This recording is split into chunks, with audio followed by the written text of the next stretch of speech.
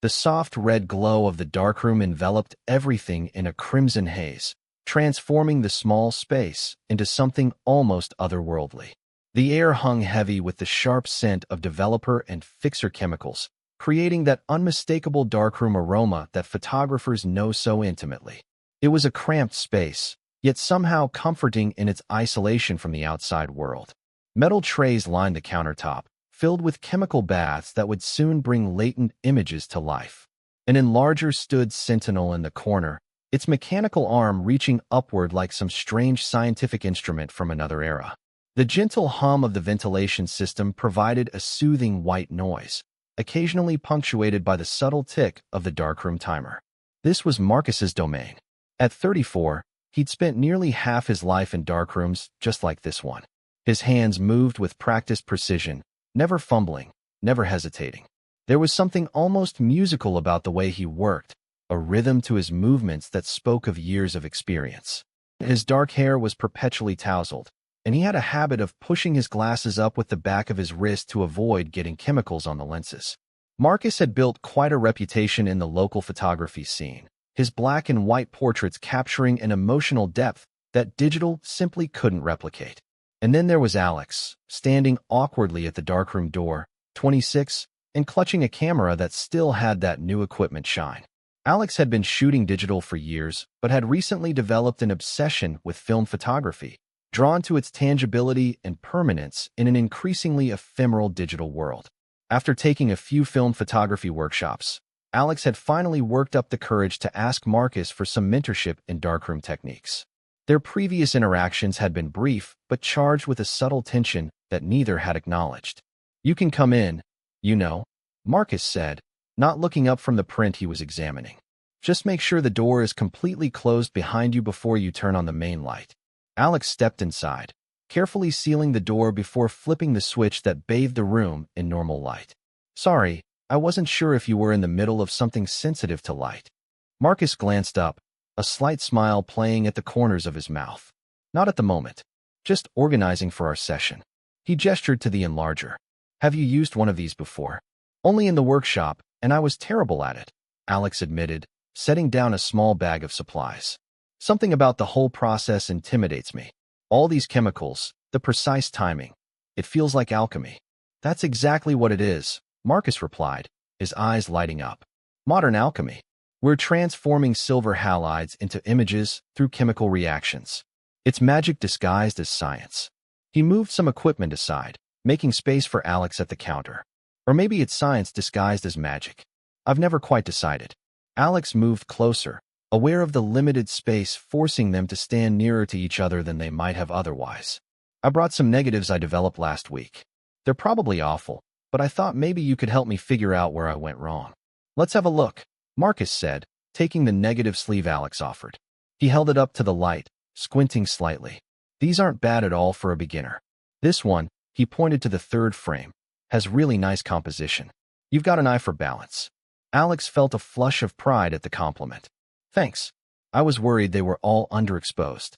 "A couple are, but that's part of learning. Film has its own language, and you're still picking up the vocabulary." Marcus set the negatives down and turned to face Alex fully. "Ready to print your first real darkroom photograph?" "As ready as I'll ever be," Alex replied, trying to mask nervousness with humor. "Just don't expect miracles." Marcus laughed, a warm sound that seemed to fill the small space. Darkroom work is less about miracles and more about patience.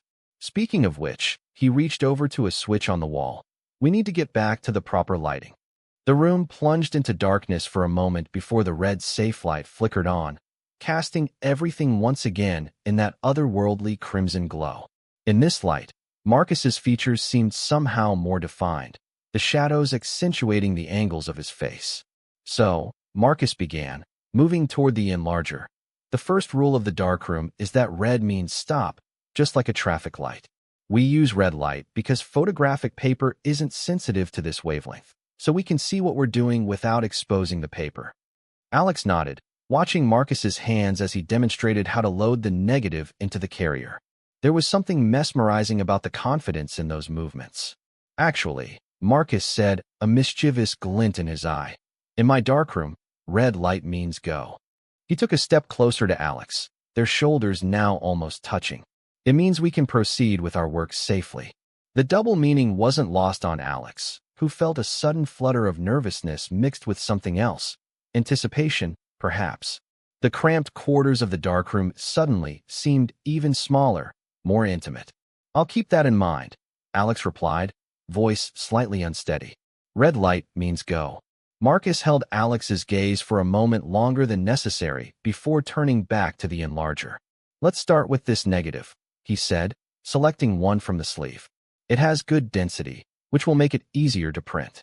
As Marcus guided Alex through the process of setting up the enlarger, their hands occasionally brushed against each other, each contact sending a small jolt through Alex's system. The darkroom was warm. They always were, with all the equipment running, but Alex felt warmer than the ambient temperature could explain. "The trick is to make a test strip first," Marcus explained, cutting a strip of photographic paper. "We'll expose different sections for different amounts of time, then develop it to see which exposure works best." Alex watched intently as Marcus demonstrated the technique, placing a piece of cardboard over the paper and moving it at regular intervals while the enlarger light projected the image. There was something almost performative about it, like watching a skilled chef prepare a complex dish. "Now comes the exciting part," Marcus said, leading Alex to the chemical trays. "Once we put the paper in the developer, the image will start to appear like magic. It never gets old, watching a print come to life." He slid the test strip into the developer tray and gently agitated it. Within seconds, dark areas began to appear on the previously blank paper. Alex leaned in closer, fascinated by the transformation. "That's incredible," Alex whispered, genuinely amazed at how quickly the image materialized. "This is why I still shoot film," Marcus replied, his voice equally soft. "Digital is convenient, but there's no moment like this, watching your image emerge from nothing." He glanced sideways at Alex, their faces now only inches apart as they both leaned over the tray. "It's like watching a memory take physical form." The proximity was intoxicating. In the dim red light, with the gentle sloshing of chemicals and the emerging image below, time seemed to slow down. Marcus moved the test strip to the stop bath, then the fixer, explaining each step, but Alex was increasingly distracted by the man rather than the process. "Now you try," Marcus said, preparing a full sheet of photographic paper. "I'll guide you through it." Alex positioned the paper under the enlarger, and Marcus stood close behind, reaching around to help adjust the focus. The position brought Marcus's chest against Alex's back, his breath warm against Alex's neck. "You want to turn the focus knob very slightly," Marcus murmured, his hand covering Alex's on the enlarger. "Photography is all about precision and feeling. You need both technical knowledge and intuition." Alex tried to concentrate on the task at hand, but was acutely aware of every point of contact between their bodies. "Like this?" Alex asked, adjusting the focus. "Perfect," Marcus replied, not moving away. "Now set the timer for 15 seconds. As Alex reached for the timer, Marcus finally stepped back, creating a small space between them that somehow felt colder despite the room's warmth. The moment had passed, but the tension lingered in the air like the chemical scent that permeated everything. They continued working through the printing process, with Marcus offering guidance and Alex gradually gaining confidence. There was something deeply satisfying about creating a physical photograph from start to finish. Exposing the paper, watching the image appear in the developer, transferring it through the chemical baths, and finally holding a completed print. "I made this," Alex said with wonder, holding up the dripping print of a city street scene. "It's not perfect, but I made it with my own hands." "That's the beauty of it," Marcus replied, leaning against the counter. "Each print is unique. Even if you tried to make an identical one, there would be subtle differences. That's something digital can never replicate, the beautiful imperfections of a handmade print." As they worked on more prints, the initial awkwardness between them dissolved into a comfortable rhythm. They moved around each other in the small space with increasing ease, a dance of sorts developing as they traded places at the enlarger and chemical trays. "So what got you into film photography?" Marcus asked as they waited for a print to finish fixing. "Most people your age are content with their smartphones and digital cameras." Alex considered the question. "I think I was tired of the disposability of digital images. I have thousands of photos on my hard drives that I never look at. There's something about the deliberateness of film, knowing you only have 36 frames, having to think before you shoot. And then this process. Alex gestured around the darkroom, making something real with your hands. It feels more meaningful. Marcus nodded appreciatively. That's exactly it. When everything is instant and unlimited, it loses some of its value. Film forces you to slow down, to really see what you're photographing. What about you? Alex asked. Did you ever go digital? I use digital for client work when I need to, Marcus admitted. It would be professional suicide not to. But film is where my heart is. I started in my high school's darkroom, and something about it just clicked with me. He laughed softly. No pun intended. Alex smiled at the joke. Was it intimidating at first? Being in the darkroom? Terrifying, Marcus confessed. I ruined so many prints. My teacher was this old-school photographer who had worked for National Geographic in the 60s. He had no patience for mistakes, but he saw something in my work and kept pushing me. He paused, looking at Alex with unexpected sincerity. That's what I see in your negatives, you know. Something worth pushing. The compliment caught Alex off guard. Thank you. That means a lot coming from you. Their eyes met in the red glow, and for a moment, neither spoke. Marcus was the first to break the silence, clearing his throat slightly. Let's try something more challenging, he suggested, reaching for another negative from Alex's sleeve. This one has more contrast. It'll teach you how to dodge and burn. As Marcus demonstrated the techniques for dodging and burning, using small tools to hold back light from certain areas of the print or give other areas more exposure, Alex watched his hands move with fluid precision. There was something captivating about watching someone perform a skill they had mastered, a confidence that bordered on artistry. Now you try, Marcus said, handing Alex the dodging tool, a small piece of cardboard attached to a thin wire. Keep it moving slightly so you don't leave a hard edge. Alex attempted to follow Marcus's example, but the movement felt awkward and unnatural. After a few failed attempts, Marcus stepped close again. Like this, he said, placing his hand over Alex's to guide the movement. It's almost like conducting music. Gentle, fluid motions. The contact sent another wave of warmth through Alex's body. This time, when Marcus stepped back, Alex felt a pang of disappointment. I think I need more practice, Alex admitted after producing a print with obvious dodging marks.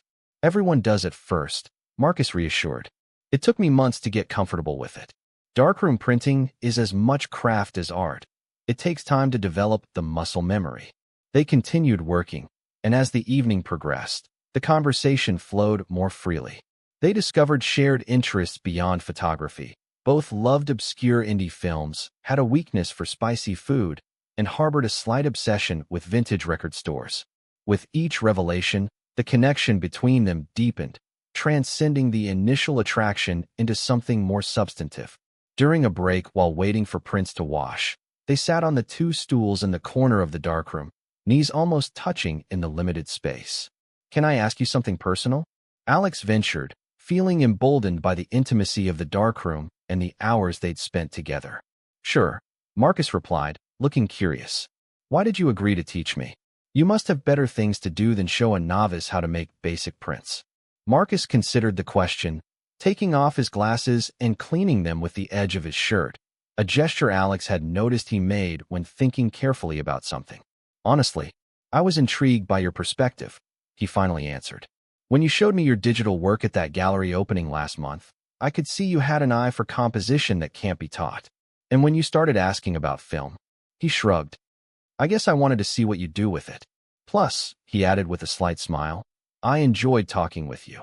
The admission hung in the air between them, an opening if Alex chose to take it. Before Alex could respond, the darkroom timer buzzed loudly, breaking the moment. That's our signal, Marcus said, standing up. Time to take the prints out of the wash. They moved to the sink where the prints had been washing in gently flowing water for the past half hour. Marcus demonstrated how to use a squeegee to remove excess water before hanging the prints to dry. The final step, he explained, carefully running the squeegee across a print. Be gentle but firm. Too much pressure will scratch the emulsion. Alex followed his example with the next print, and soon they had a row of photographs hanging from the drying line that stretched across one corner of the darkroom. Looking at them all together, The progression from the first awkward attempts to the later, more controlled prints was deeply satisfying. "You're a quick learner," Marcus observed, standing back to survey their work. "These last few show real improvement." "I had a good teacher," Alex replied, turning to face him. In the red glow of the safe light, with their completed prints hanging behind them like trophies of their shared evening, something shifted in the atmosphere. The tension that had been building all night crystallized into a moment of decision. Marcus took a small step forward, closing some of the distance between them. "Earlier, when I said red light means go in my darkroom," he began, his voice lower than before, "I wasn't just talking about printing." Alex's heart raced, but instead of the nervousness from earlier, there was now a steady certainty. "I was hoping you weren't." Marcus moved closer still, until they were standing just inches apart. "I don't usually mix teaching with other interests," he said carefully. "But there's something about you that makes me want to break my own rules." "I'm all for breaking rules in the service of creativity," Alex replied, summoning courage from some previously untapped reserve. Marcus smiled at that, a genuine smile that reached his eyes. "Is that what this is? Creative expression? Isn't all connection a form of creativity?" Alex countered. "We're making something new here, aren't we?" Instead of answering with words, Marcus finally closed the remaining distance between them. His hand came up to gently cup Alex's face, his thumb tracing a light path along the cheekbone. The touch was questioning, giving Alex every opportunity to pull away. But Alex didn't pull away. Instead, Alex leaned into the touch, heart hammering with anticipation. When their lips finally met, it was soft at first, tentative, exploring, before deepening into something more urgent. Marcus's arms wrapped around Alex's waist, pulling their bodies flush against each other. The kiss tasted faintly of coffee and darkroom chemicals, an oddly intoxicating combination. When they finally broke apart, both slightly breathless, the red light cast shadows that hid any potential blushes, but couldn't disguise the intensity in their eyes. "I've been wanting to do that since you walked in," Marcus admitted, his hand still resting on Alex's waist. "I've been wanting you to do that since I first saw your exhibition last year," Alex confessed. "Your photographs made me feel something I couldn't explain. I wanted to know the person who could create that feeling." Marcus laughed softly. "And now you're disappointed to discover I'm just a darkroom nerd who uses cheesy lines about red lights?" "Not disappointed at all," Alex replied, leaning in for another brief kiss. "Though the line was definitely cheesy." "It worked, didn't it?" Marcus teased. They stood together in the gentle crimson glow, the air around them charged with possibility. The darkroom, already an intimate space by design, now felt like a world of their own, separate from reality, governed by different rules. "So what happens now?" Alex asked, voicing the question that hovered between them. "Now," Marcus said, reluctantly stepping back, "we finish processing these prints. Because if we don't, they'll be ruined, and all our hard work will be wasted." He smiled to soften the practical response. "And then, maybe we continue this conversation over dinner? There's a great Thai place around the corner that's open late." "I'd like that," Alex replied, appreciating both his professionalism and the promise of more to come. "But you're right. Let's not ruin the prints." They returned to work, but with a new awareness of each other that electrified even the most mundane tasks. Their movements in the small space now had a different quality, deliberate touches that lingered, glances that held meanings beyond words. The darkroom, already warm, seemed to grow warmer still. As they completed the final steps of the printing process, Marcus began sharing more personal stories about his journey as a photographer, the struggles of making a living as an artist, the projects that had broken his heart, and the images he was most proud of creating. "The hardest part," he said as he carefully squeegeed the last print, "is staying true to your vision when the world wants you to compromise. Everyone wants photographers to work faster, cheaper, more commercial. It's a constant battle to protect the space for art." Alex nodded in understanding. "That's what I admire about you. You've managed to build a career without sacrificing your artistic integrity. That's rare. It comes at a cost," Marcus admitted. "Financial stability isn't exactly my strong suit. And relationships." He paused, glancing at Alex. "They tend to take a back seat to the work." "Is that a warning?" Alex asked, only half joking. Marcus considered the question seriously. "Maybe. Or maybe it's context for why this." He gestured between them. is significant. I don't usually let people into this part of my life. The darkroom is my sanctuary. The admission felt weighty, important. Alex reached out and took Marcus's hand, a simple gesture that somehow felt more intimate than their earlier kiss. "Thank you for letting me in," Alex said softly. "Both to your darkroom and whatever else this might be." Marcus squeezed Alex's hand in response. "I'm still figuring that out myself, but I'd like to explore it if you would." "Definitely," Alex replied.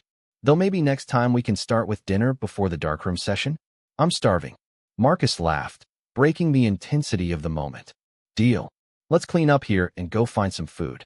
They worked together to tidy the darkroom, falling into an easy rhythm as if they'd been doing this together for years rather than hours.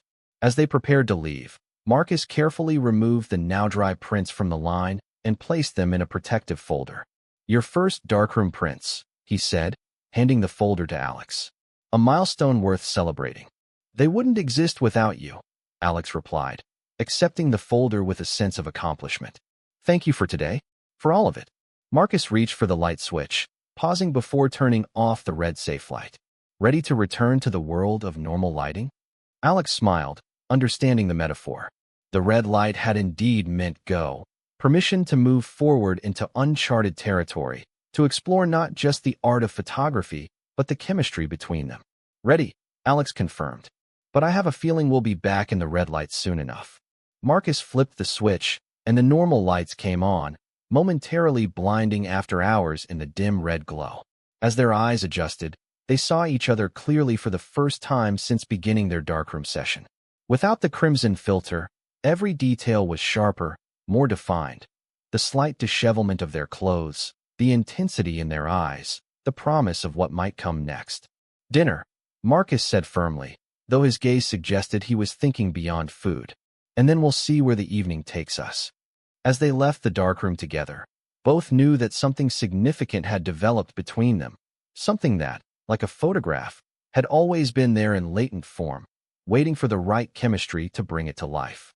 In the darkroom's red glow, they had found not just the alchemy of silver and light, but the more profound magic of unexpected connection. Total _char_count, 18,747.